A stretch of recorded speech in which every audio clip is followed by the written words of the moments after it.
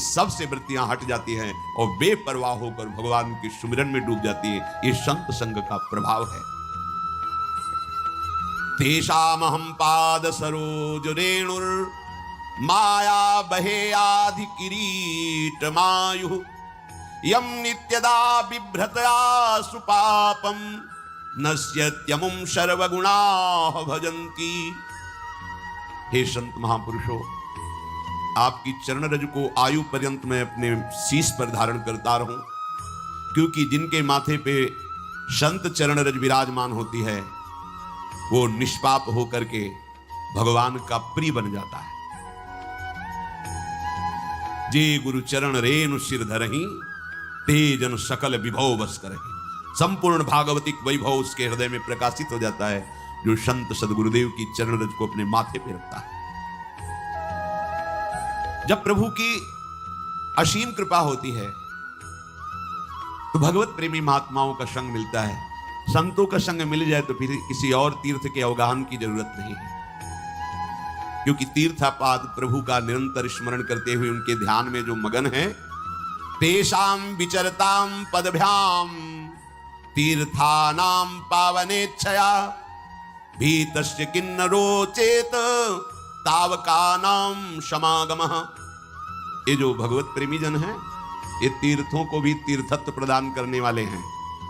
तीर्थानामपि पावनेच्छया पदभ्याम विचरतां तेषां तावकानां तौ भक्तानां समागमः संसारात् भीतस्य किन्नरो चेत् कथं न स्वस्मिन् रुचिमुत्पादयेत तस्मात् सत्संगः विना संसारे निस्तारो नास्ति। कह रहे हैं जो तीर्थों को भी निष्पाप करने की सामर्थ्य रखते हैं, जहां वो पृथ्वी पर चरण रखते हैं वहां की रज तीर्थों को भी पावन करने वाली बन जाती है।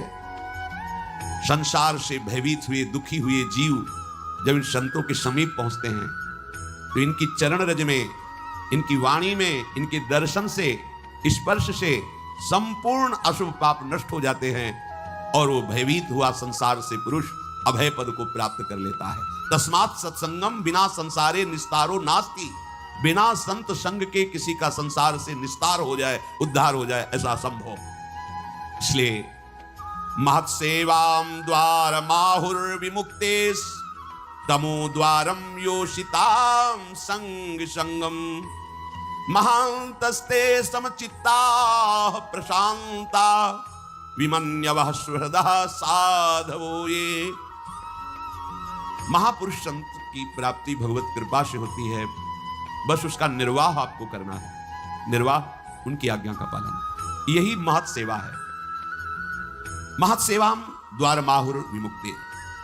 महापुरुषों की सेवा साक्षात मुक्ति पद है, अर्थात आपका निश्चित कल्याण हो गया। सेवा उनकी आज्ञा का पालन। जो महापुरुषों के संतों के संग में उनकी आज्ञा का पालन करते हैं वो मुक्त हैं, जीवन मुक्त हैं, इसी समय मुक्त हैं। ये अनुभव हो जाएगा। नीचे आ गए, ऊपर चढ़ने में प्रयास है, नीचे आने में प्रयास नहीं होता। पानी कहीं भी डालो नीचे जाता है। ऐसे हमारी वृत्तियां अधोगामी हैं, प्रकृति की तरफ आकर्षित होती है। इसीलिए कुसंग का त्याग करके संत संग करे, बहुत जल्दी लाभ होता है, पर प्राय ऐसा नहीं हो पाता। इसीलिए सत्संग का सही रंग नहीं जम पाता। कैसे संत होते हैं जिनके संग से जीवन मुक्तता का वर्तमान में भी अनुभव हो जाए? बोले महांतस्ते समचित्ताः प्रशांता विमन्यवः सुहृदा साधवो ये। वो महापुरुष जन ये समचित्ताः समदर्शिनः प्रशांता शुद्ध चित्ताः विमन्यवः विगत क्रोधाः सुहृदा सर्वेषां हितकांक्षिणः साधवा सदाचारा ते महांतो गेया। वो महापुरुष होते हैं जिनमें सब में भगवत दर्शन की भावना, सब में समदर्शिना वही होते हैं जो सब में अपने प्रभु को देखते हैं।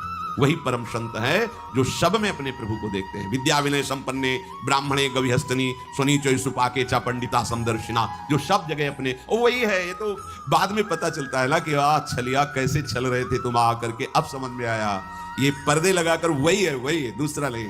ये तो गुरु कृपा से बाद में जब अंतःकरण त्रिगुणात्मिका माया के प्रभाव से मुक्त हो जाता है तब ये दिखाए वो इतना बड़ा नाटक कर रहा था सब रूपों में। वही है समदर्शिना प्रशांता।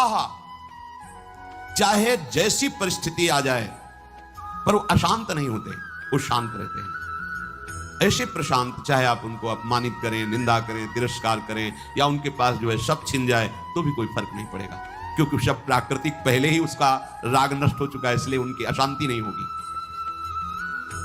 आपको बोध हो चुका है, इसकी परीक्षा बाहरी लक्षणों से तो हो ही नहीं सकती, पर कुछ बाहरी लक्षण। जब आपकी भरी सभा में निंदा हो, अपमान हो, कोई भी आपका साथ देने वाला न हो, फिर भी आप शांत हैं और मुस्कुरा रहे हैं, तो हो सकता है। ये भी लक्षण पहचाना जा कि बिना ब्रह्मबोध हुए ऐसी सामर्थ्य नहीं आ सकी। पूज्य पाद सिवड़िया बाबा जी महाराज, गंगा किनारे एक बहुत बड़ा संत समागम हुआ था, जहां बड़े बड़े महापुरुष भी आए थे। बाबा तो समस्थिति को प्राप्त महापुरुष थे। समस्थिति का प्रवचन करना और समस्थिति में होना बड़ा अंतर है। तो हरि बाबा जब कीर्तन करते थे तो सबसे पहले ओंकार नाद करते थे। जे भी घंटा, अपने ही कर कमल में घंटा रखते थे, और जे भी घंटा बजाए तो उसके पहले ओम, तो सब बाद में ओम बोलते थे। ये बात जो शास्त्रीय विधान के ज्ञाता जन थे वो विरोध करते थे। तो पूज्य बाबा के पास बड़े महापुरुषों ने भी ये बात निवेदन की कि ये प्रणव का उच्चारण सबको करने का अधिकार नहीं। वैदिक उद्गीत महामहिमा में प्रणव, उसके लिए कुछ नियम है, कुछ सिद्धांत है, उसका ऐसे कीर्तन नहीं कराया जाता। तो बाबा ने कहा हरि बाबा और हरि में कोई भेद नहीं इस समय जो मैं देख पा रहा हूं, इसलिए जो भी बोलेंगे सब साथ सिद्धांत होगा, इनको हम मना नहीं कर सकते। कोई साधारण संत नहीं, ये भगवत प्राप्त संत है। वहां संतों में सब आए हुए थे, तो बाबा की सीधे निंदा शुरू की।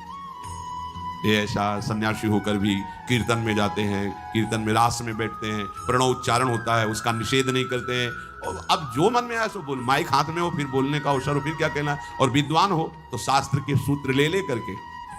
अब बाबा के एक से एक उद्भट भट्टाचार्य शिष्य थे।